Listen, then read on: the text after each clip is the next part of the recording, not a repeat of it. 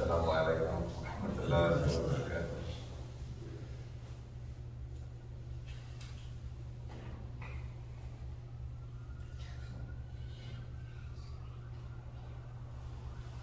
إن الحمد لله نحمده ونستعينه ونستغفره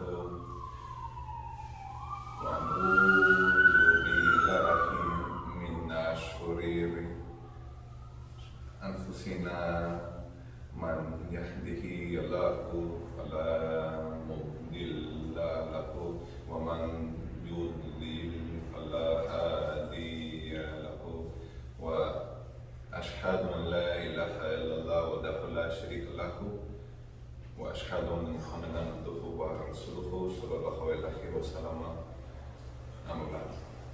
All thanks and praises to Allah subhanahu wa ta'ala, whom we thank, we seek, who we seek for help, who we invoke for forgiveness. We seek refuge in Allah ta'ala from the evils within ourselves. He who Allah guides will never be misled, and he who he misguides will never find one to guide him. I bear witness that there is no God but Allah subhanahu wa ta'ala, with no associate, and I bear witness that Muhammad is his slave, his messenger, sallallahu alaihi wasallam. أعوذ بالله من الشيطان الرجيم إن الله وملائكته يصلون على النبي يا أيها الذين آمنوا صلوا عليه وسلموا تسليما. Or you can believe Allah and the angels sent prayers upon the Prophet. Allah and the angels sent prayer upon the Prophet. Or you can believe sent prayers upon the Prophet and sent much peace. So,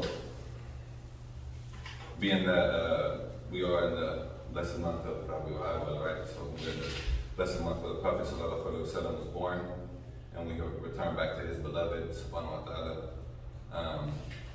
It's very important that as a Muslim that you understand the rights that the Prophet sallallahu alaihi wasallam has over you.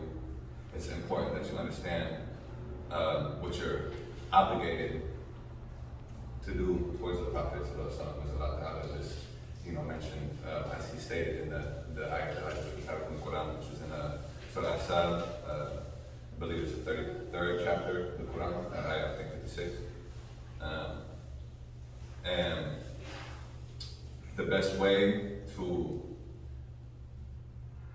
give the rights and give the admiration, but also the love, right? It's necessary that we love the Prophet ﷺ, because he is the beloved, as the Prophet ﷺ has said that, Ibrahim alayhi salam, and I'm going to read it's the English translation of what the meaning is, but Ibrahim was the Khalil, right? Was the close, like the close friend of Allah, right? Musa alayhi salam was he was the one who had like a discourse, like a conversation, the one who had a conversation with Allah subhanahu wa ta'ala. But I'm the Habibullah, like I'm the beloved of Allah subhanahu wa ta'ala, right? He was the most beloved of the creation. In the text I'm going to go over, and kind of just brief, I'm really just going to go through the introduction. The book Talim al-Anam, right, by the professor, the most learned of the Bilal Sudan, was the Sheikh Abdullah ibn Fodio, and what this text is, so it's split into 7 chapters, right? With the introduction and the conclusion. And actually, the way that the text is formatted out of the Sheikh Muhammad Farid Hafidullah, the way he saw it and said that it was a practice of how they would go over there is actually during the Mawlid of the Prophet ﷺ. This is something that would go because it goes into the 7 days, so it's for that week. The Mawlid is kind of like a customary thing that they would do right in Sukkot. So, mashallah, so, bidni Allah that in going over this, especially in this time of the Mawlid, the strongest opinion of the Mawlid, the birth of the Prophet ﷺ, is the 12th of Rabiul Awwal, so that would be tomorrow, inshallah. So, being that that's the case, this is the time. And so, with the Talim al-Anam, right? Talim al-Anam is the education. Anam is like, it's like creatures, right? Or it's like a group commonly used. So like how it's explained to me is it could be used in describing like even you know, insulation, like not like inanimate kind of things, like a group of pretty much like things that were made, but the way that the Arabs used it is like pretty much saying like animate, like they would use it to describe groups of angels, right? Groups of human beings, animals or whatever. And this specific thing is used in the way that it's used. It's the education for all creation, right? It's used for all creation, all beings, right? All beings. And the 7 chapters that it's split into are going over, well first, so I'll go over the 7. So the 7 are, the first being the introduction, which is connected to and recited with part of the first chapter, which is Allah's praise of the Prophet, mentioning of the Prophet's miracles, on the rights which we owe the Prophet, on the necessity, that necessity on loving the Prophet, on the prayers upon the Prophet, and also on the judgment of those who abuse, attribute things that are incorrect in him, attribute fault to him, and also in that category, as the author explains, is those of his brothers of the prophets, right? So the other Nabi, and then also the people of his house, Abu Bayt and his Sahaba. And then the conclusion is about what occurred of how the Prophet ﷺ, his illness, and what led to his returning to Allah subhanahu wa ta'ala. But I'm going to focus on the introduction. And so the Talim al-Anam is pretty much a concise abrogation of the most, I would say, profound and paramount, especially in the Bilad al-Sudan, the most paramount study of the Sirah was from a book called Ashifa by Qadiyat, right? It was an Andalusian scholar, which is now like Spain, the Iberian Peninsula. And this actually was the only the only book that was taught and paid to by Mansa Musa and the other Mansas of Mali, Askia Muhammad in the Songhai, I believe, Empire. Only one that they would pay and constantly taught. And the assertions of what came out of this teaching is that every single society that taught and studied with the Shifa, it became sovereign, right? It established its own Islamic government, and it had just growth and expansion and success. And this is pretty much an abridgment of that. So we took the totality of kind of the main kind of points and put it in that. And so I'll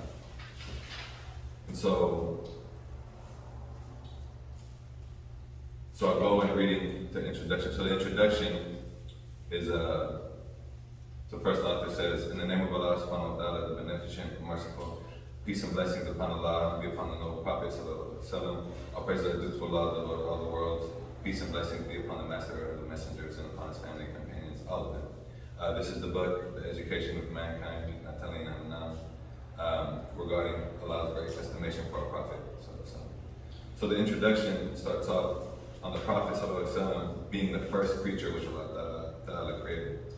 So it has been related on the authority of Jabir ibn Abdullah, who was one of the first companions. Actually, he was born in Abyssinia, so now because of the Habasha, and he was one of the first ones to take bay'ah under the tree and with the Prophet and he was in pretty much like every battle except the Battle of Badr, so he's a very profound Sahaba. But he reported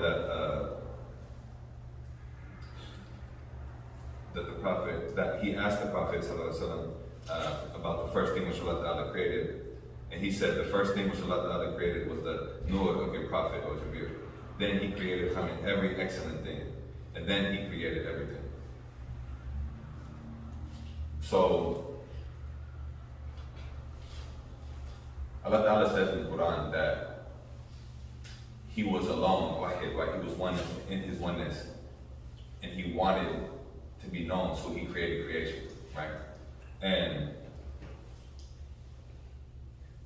understanding and really kind of comprehending that all of creation was created from the light of the Prophet ﷺ, meaning the first creation was the light of the Prophet ﷺ, meaning that the only relevance, the only care, the only importance of anything that we have, tangibility, whether it be myself, whether it be our families, ourselves, you know, the wealth we inherit, the land that we walk through, right, the education that we obtain. I mean, anything that you can think, anything that you could fathom, it only gets its importance, it only gets its value, it only gets its worth through the creation of the Prophet ﷺ. Because, as Allah Ta'ala also says in the Quran, that, and I'm going to paraphrase, that the only things that keep the world from destruction, right, is seeking forgiveness, and that the Prophet ﷺ was with you, right? Now, there's differences of opinion about what the Prophet being with you, ﷺ, what that entails, and if that is at the time when his, you know, when he was actually there physically present with, you know, the Sahaba and them. But the stronger opinion and the stronger that more close within the circles of who we study with is that those who revive the Sunnah and keep that alive, keep the tradition and keep the will that the Prophet ﷺ expressed, you know, that Allah Ta'ala expressed in the tongue of the Prophet ﷺ. So as long as we keep that with the istighfar, right, which is seeking forgiveness from Allah Ta'ala, that we not be destroyed. It's the only reason why we're not destroyed, right? It's the only reason why this world is even constantly, I mean, it's even still in orbit, right? And so, if every created thing, as the Prophet ﷺ said, every created thing was created from the nur, from the light of the Prophet ﷺ, then in reality, in everything that you do, as we know, as we talk, I mean, there's many traditions that say that whenever you do anything right, we do it for sabilillah, we do it with the intention to please Allah subhanahu wa ta'ala.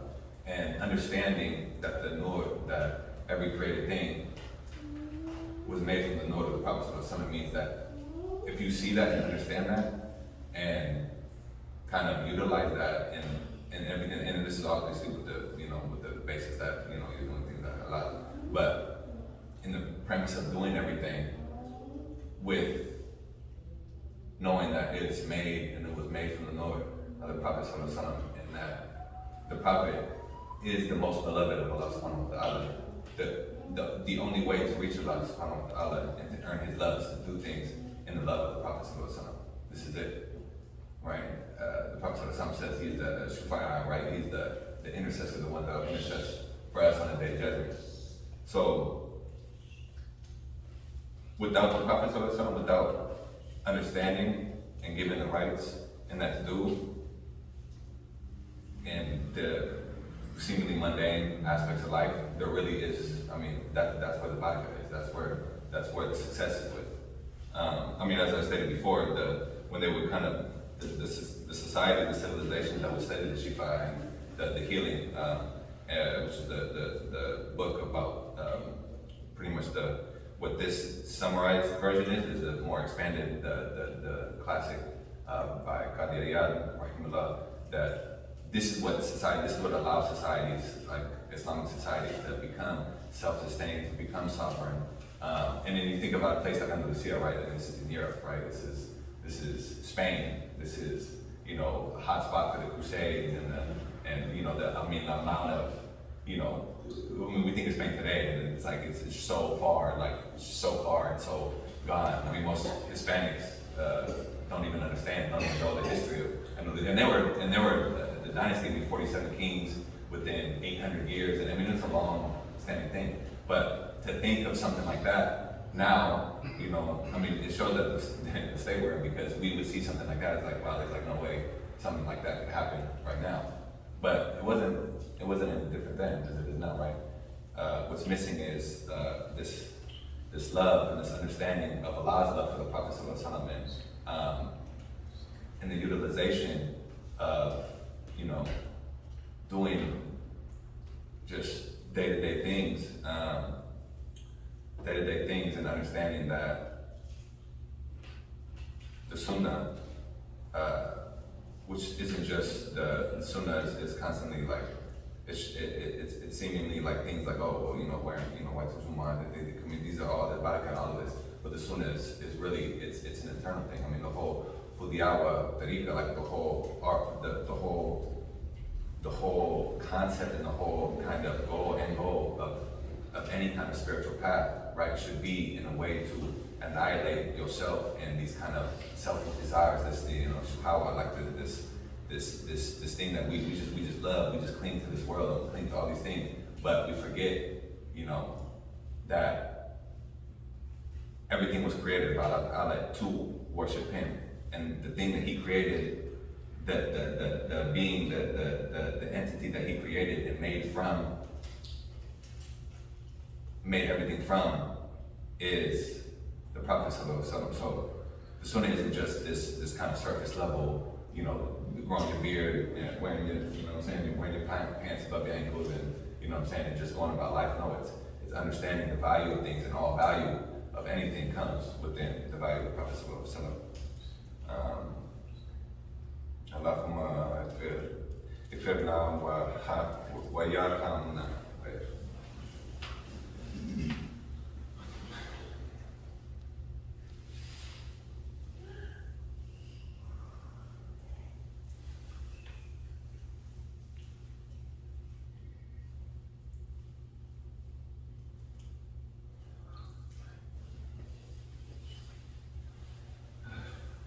الحمد لله رب العالمين صلوات طيبات للحبيب على محمد صلى الله عليه وسلم.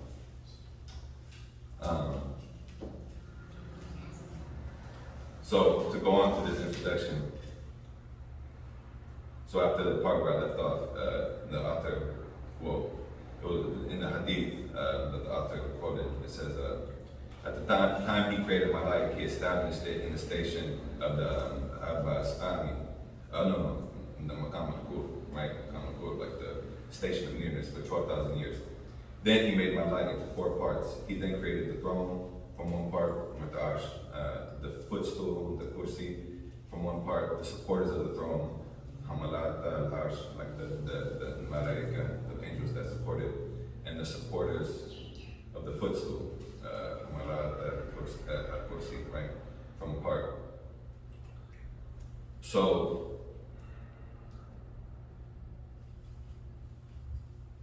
he created my life and placed it in the station of proximity for 12,000 years, right? The nation, a station of proximity and closeness for 12,000 years, meaning before anything, after he created the light, his light, before making it and kind of disseminating it into what would be later created things, he put it in a station of proximity. He put it next to him, nearest to him. Right, and as the hadith where I kind of paraphrased earlier about the Rasulullah sallallahu alaihi wasallam being the closest, the beloved, the most loved thing, the most loved creation by Allah subhanahu wa ta'ala. His nearness is, this black and white, this is what it is. It shows that the nearness of the Prophet sallallahu alaihi wasallam was something that even before he came into being, right? And there's several hadiths about when Allah Ta'ala, when He had created Adam, and Adam kind of noticing or seeing the nur within, because he was shown, Adam alayhi salam was shown like his progeny was, and then it was during the Isra and Miraj, the Prophet sallallahu alaihi wasallam, when he had encountered with Adam, he said that he would see Adam look to his right side and he would smile and he would just be gleaming and happy, and then he would look to his left side and he would start crying, right? And he'd be in tears, and the Prophet sallallahu alaihi wasallam asked him, like, why do you look to the right and you're crying? Why do you look to the left when you're crying? And he said, because when I look to the right, like I see all the sadiq, like I see all the people who do righteous, all the people that do good or that follow me, and the people in Jannah. And he said, when I look to the left, I see all of, and he said, my children, right? He said, I see all of my children that are in Jannah, all of my children that are doing good, all of my children that achieve, this success. And he said, I said, look to the left, and I see all of my children, because we are all Bani Adam, right? We're all children of Adam. He sees all of his children, right, that are in Jahannam, right? That were disobeying and are getting punished for that. And he cries.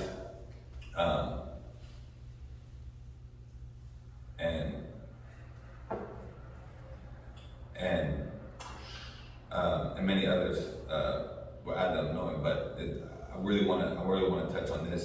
this hadith right here.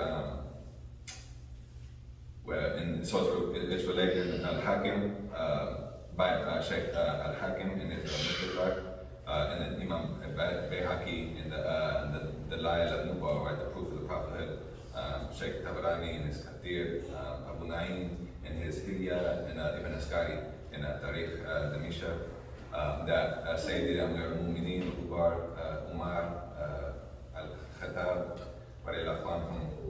he said, the Prophet ﷺ said, Allah said when Adam made his mistake, and his mistake being something that was preordained, understood, but not mistaken the way that we use, right? This is the translation. He asked Allah Ta'ala, I ask you for the sake of Muhammad to forgive me. Allah Ta'ala said, O Adam, how do you recognize Muhammad when I have not created him? Yet, I have not yet created him. Allah Ta'ala said, O Allah, when you created me and you blew into me the spirit, I lifted my head and saw written on the arsh, La ilaha illallah Muhammadur Rasulullah. So I got to know that you would only join your name with him who is most beloved to you. Allah Ta'ala said, O Adam, you have spoken the truth. Indeed, Muhammad is more beloved to me than anything, and when you asked me for his sake, I pardoned you. If Muhammad was not in existence, I would not have created you. So this is just further reiteration on that if it wasn't for Muhammad, if it wasn't for the eventual emergence of Muhammad and this light, this nur, this pinnacle of human beings, of mankind creation was not to come, there would be no creation, there would be no need, right? Malaika and things of this nature, they don't have a free will, they don't disobey Allah subhanahu wa ta'ala, they do as they're commanded, and they do nothing but praise and worship Allah subhanahu wa ta'ala 24 and more, continuously, without stop, without tire, without break. So what is the need of the human being? I mean, what is our need? What is our purpose? Our purpose is solely to worship Allah subhanahu wa ta'ala, right? And as the Prophet ﷺ said, that in the creation of his night, in the creation of the Nur of Muhammadin, right, the light of the Prophet ﷺ, the first thing he did with that light is put it in the station of proximity, put it in nearest to him, right, put it in his essence, right, which we don't understand. We're not given a location of Allah subhanahu wa ta'ala, but being in his essence, being in proximity to his essence, just like as the time of the Prophet ﷺ made Isra and Baraj, right, being in the essence, being in the presence of Allah subhanahu wa ta'ala. So that which is nearest, that which is nearest to Allah subhanahu wa ta'ala is the way to get nearest to Allah subhanahu wa ta'ala. If you try to do other things, there's always ways, like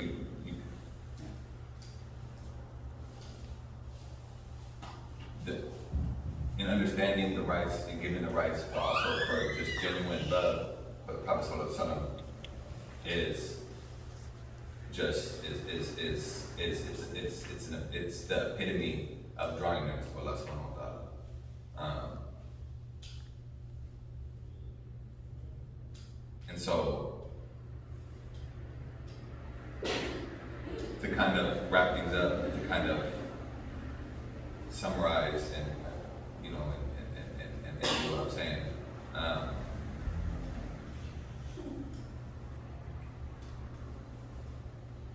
The Prophet ﷺ, in a paraphrasing hadith, when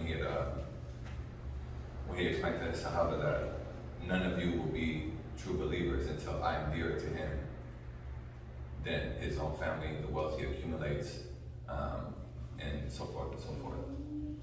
If you do not, none of you are true believers. None of you are movement. None of you are true believers. That means that your iman is measured by your love for the Prophet ﷺ. So if you're wondering why, I can't focus on Salah, right? I can't. Every time I do this, I just really want to do this, right? Every time, the brother's going to go over here and teach this, or he's going to go do this. I really don't want to go. I really don't want to do this. You wonder why these defects and these, and I'm speaking for myself as well, because this is really what kind of motivated me. It's just self-reflection, self-evaluation, and understanding of my faults and my just breaks in my deen and my weaknesses. And I'm sure that most people can relate. It's understanding the defects in the deen and the defects in our ibadah, right? The defects in our our service to our, to our people, to our brothers, and to the community, it really comes from this defect and lack of relationship with the Prophet.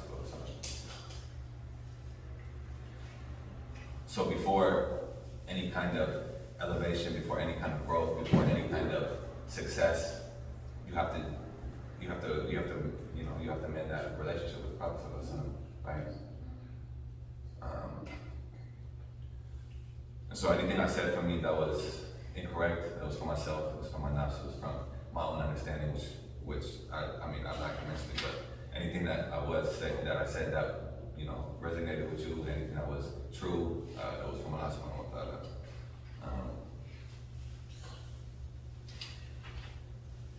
Allah, bless our Master Muhammad sallallahu alaihi wasallam, was the first, the middle, and the last of all things. Allah, bless our Master Muhammad sallallahu alaihi wasallam, whose light preceded the creation of all the worlds, and whose appearance was a mercy to all the worlds. Allah, bless our Master Muhammad to the number of all things which have passed away, and to the number of all things that remain. Bless him to the number of those who attain bliss, and to the number of those who attain misery. Bless him to the number of everyone who remembers him, and to the number of everyone who forgets him. O Allah Ta'ala, bless him with a prayer that encompasses all limits, which has no end, and which will gain for us your good pleasure. O Allah, bless our Master Muhammad with a blessing that is eternal, with your eternity, and continuous with your continuity. O Allah Ta'ala, bless his wives, his children, his descendants, his companions, and all those who follow him to the day of judgment. Ameen. Allahumma figure without me, astaghfirullah al-azim.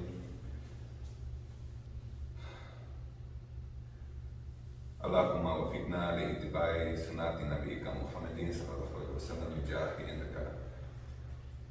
Oh Allah, give us success in following the sunnah of your Prophet sallallahu alaihi wasallam by his rank with you. Ameen.